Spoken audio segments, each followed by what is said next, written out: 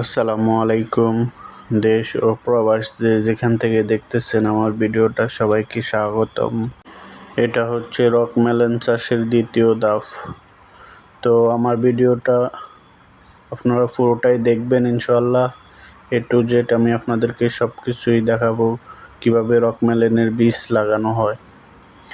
তো প্রথমে ভালোভাবে এই কম্পোস্টগুলো এই পাপানের ভিতরে প্রতিটা গর্তে যেন ভালোভাবে ঢুকে যায় সেই দিকে খেয়াল রাখবেন। তো ভালোভাবে ঢুকিয়ে এভাবে সুন্দরভাবে মিক্স করে সমানভাবে ঢুকিয়ে নেবেন, প্রত্যেকটা গর্তে যেন সুন্দরভাবে ঢুকে যায়। তো পরবর্তীতে এটা ঢুকানো হয়ে গেলে আপনারা কতগুলো বীজ লাগাবেন, যদি বেশি হয় এভাবে আমাদের মতো করে সবগুলোরে একসাথে রেখে দেবেন। তো এরপর আপনারা বীজগুলারে 1 ঘন্টা এভাবে পানির ভিতরে ভিজিয়ে রাখবেন। এর সাথে আমরা মেডিসিন মিক্স করেছি, 3 গ্রাম পরিমাণ একটা মেডিসিন, যাতে পোকামাকড় নষ্ট না করতে পারে। তো বীজাণু শেষ হয়ে গেলে সেঁকে নেবেন। তারপরে আপনি এভাবে পাপ্পানের ভিতরে একটা বীজ করে লাগাবেন। বীজগুলো আগাটা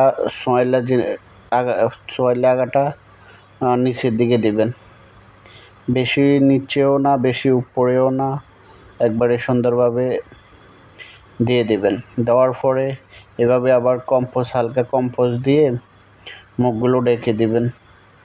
তো ডেকে দেওয়া হয়ে গেলে সুন্দরভাবে এভাবে আস্তে আস্তে মিক্স করে সমান করে ডেকে দিবেন ভালোভাবে, যাতে কোনোভাবেই যেন বীজগুলো উপর থেকে না দেখা যায়। তো এইভাবে বীজ লাগাবেন। বীজ লাগালে আপনারা, তো আমরা এখানে অলরেডি 34টা পাপ্পান এভাবে বীজ লাগাবো।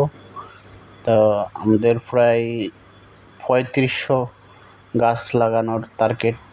তো বীজ লাগানো হয়ে গেলে এভাবে পানি দিয়ে স্প্রে করে দিবেন, যাতে গাছগুলো উঠে যায়, টস পায় গাছে। এভাবে ভালোভাবে স্প্রে করে দিবেন, যাতে একবারে পাপানের ভিতরে যতগুলো কম্পোস্ট আছে ভালো মতো ভিজে যায়। ভিজে থাকলে রকমেলনের চারাগুলো তাড়াতাড়ি উঠে যাবে, 3 দিনের ভিতরে অবশ্যই উঠে যাবে। তো কোনোভাবে যেন দেখা না যায়, সাদা বীজগুলো যেন দেখা না যায়, ভালোভাবে কম্পোস্টের ভিতরে ঢেকে দিবেন। তো ভিডিওটা কেমন হয়েছে অবশ্যই কমেন্টে জানাবেন, এবং ভালো মন্দ ভুল ত্রুটি থাকলে ক্ষমার দৃষ্টিতে দেখবেন। তো বীজ লাগানো শেষ হয়ে স্প্রে দেওয়া শেষ হয়ে গেলে প্লাস্টিক দিয়ে ভালোভাবে ঢেকে দিবেন, আর সকাল বিকাল ঢাকনা উঠিয়ে 2 বার স্প্রে দিবেন। তো ভালো থাকবেন, সুস্থ থাকবেন। আসসালামু আলাইকুম।